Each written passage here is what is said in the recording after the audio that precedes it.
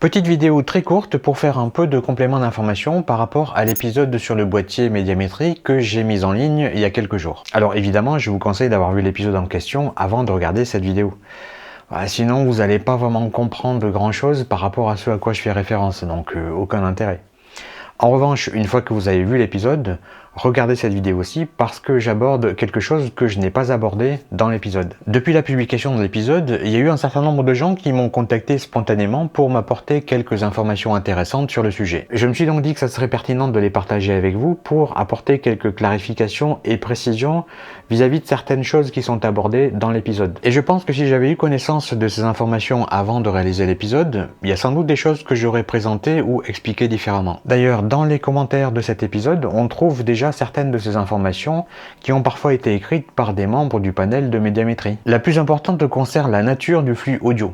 Pour être précis sur la question, la technique utilisée pour l'identification est celle du watermarking, qui est très répandue dans le monde des médias. Alors je vais expliquer brièvement ce que c'est dans le domaine de l'audio. D'ailleurs en français, on pourrait plutôt parler de filigrane audio ou de tatouage audio, plutôt que d'utiliser le terme watermarking. Par définition, un filigrane audio consiste à ajouter à un signal audio existant un motif sonore distinctif et imperceptible à l'oreille humaine, afin de le rendre identifiable lors de sa lecture par un logiciel. C'est donc un moyen assez robuste de cacher des informations dans un signal audio sans pour autant l'altérer ni le dénaturer, tout en étant inaudible pour les humains. Et vous voyez sans doute où je veux en venir. Dans le cadre de la mesure d'audience faite par ce boîtier, les informations cachées en question seront les codes d'identification de ces émissions de télévision et de radio. Pour insérer ces signaux codés dans le signal audio, c'est souvent par modulation de fréquence ou par modification du spectre fréquentiel que ça se fait, et les fréquences choisies vont de 18 kHz à 22 kHz. Et ce choix n'est pas le fruit du hasard parce que même si l'oreille humaine a une plage de fréquence qui va de 20 Hz à 20 000 Hz,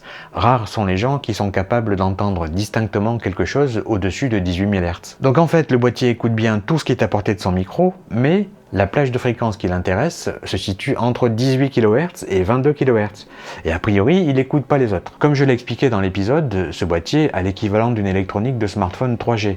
Donc le CPU a largement la puissance nécessaire pour effectuer ce décodage en temps réel lors de la captation du flux audio. Le système stocke systématiquement dans sa mémoire flash tous les codes d'identification qu'il détecte, et ce sont ces codes qui sont transférés la nuit vers les serveurs de médiamétrie pour y être traités. Médiamétrie utilise a priori la technologie Kantar qui permet de recueillir, analyser et interpréter les données liées au marché, à la consommation, à la publicité et à la performance des entreprises. Donc la technologie logicielle de Kantar est intégrée dans ce boîtier, c'est elle qui apporte vraiment la valeur ajoutée.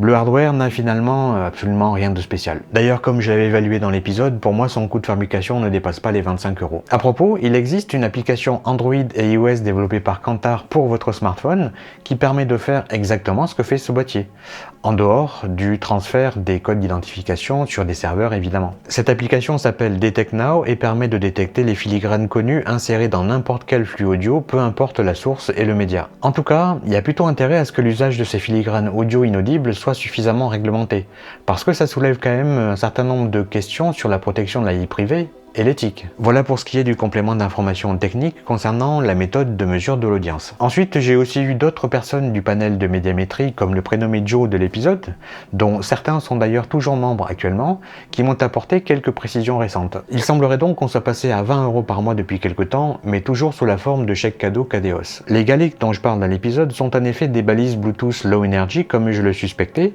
et d'ailleurs, le galet pour la voiture n'existe plus, a priori. On m'a aussi indiqué que médiamétrie a allégé son questionnaire et l'a rendu moins intrusif qu'auparavant par rapport à la vie privée des futurs membres du panel. Ah oui, ceux qui se demandent pourquoi j'ai pas cherché à démarrer l'appareil en bypassant la batterie ou en la remplaçant, sachez deux choses. Alors d'abord, évidemment que je l'ai fait, mais hors caméra.